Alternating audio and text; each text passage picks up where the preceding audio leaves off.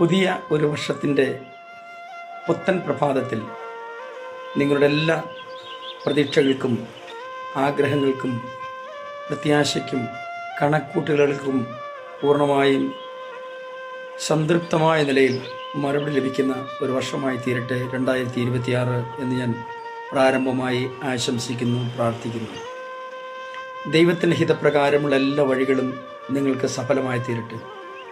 നമ്മുടെ സ്വാർത്ഥതകൾ വെടിഞ്ഞ് ദൈവത്തോട് ചേർന്ന് ഏതെല്ലാം നിലകളിൽ പ്രവർത്തിക്കാൻ കഴിയുമോ അങ്ങനെയൊക്കെ പ്രവർത്തിക്കുന്ന വളരെ അനുഗ്രഹിക്കപ്പെട്ട എല്ലാ നന്മകളും നിറഞ്ഞ ഒരു വർഷമാക്കി ഈ വർഷത്തെ നാം തീർക്കണം.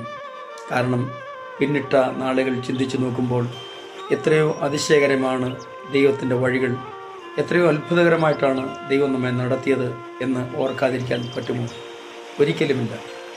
ഈ പുതിയ വർഷത്തിൻ്റെ ഈ ആരംഭ ദിവസം ദൈവാത്മാവ് എനിക്ക് നൽകിയ ഒരു സന്ദേശം ഞാൻ നിങ്ങൾക്ക് കൈമാറുകയാണ്.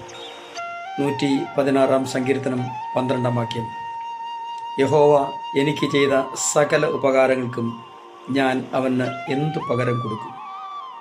നോക്കൂ പ്രിയരെ, ദൈവം നമുക്ക് ചെയ്ത ചെറുതും വലുതുമായ എത്രയോ നന്മകൾ, എത്രയോ ഉപകാരങ്ങൾ നമ്മുടെ ഓർമ്മയിൽ പോലും ഇല്ലാതെയായിപ്പോയില്ലേ? ഏകദേശം 80-ലധികം വയസ്സുള്ള ഒരു വയോധികനായ മനുഷ്യൻ ഹൃദയ ശസ്ത്രക്രിയയ്ക്ക് ശേഷം തനിക്ക് ലഭിച്ച ബില്ല് കണ്ട് കരയാൻ തുടങ്ങി. കരച്ചിൽ വല്ലാതെ അസഹനീയമായപ്പോൾ കൂടെ നിന്നവരും ആസ്പത്രി അധികൃതരും ഡോക്ടർമാരും ചേർന്ന് അദ്ദേഹത്തെ ആശ്വസിപ്പിച്ചിട്ട് പറഞ്ഞു, വിഷമിക്കേണ്ട, ബില്ല് കൂടുതലായെങ്കിൽ ഞങ്ങൾ അഡ്ജസ്റ്റ് ചെയ്ത് കുറച്ചുകൂടെ കുറച്ചു തരാം.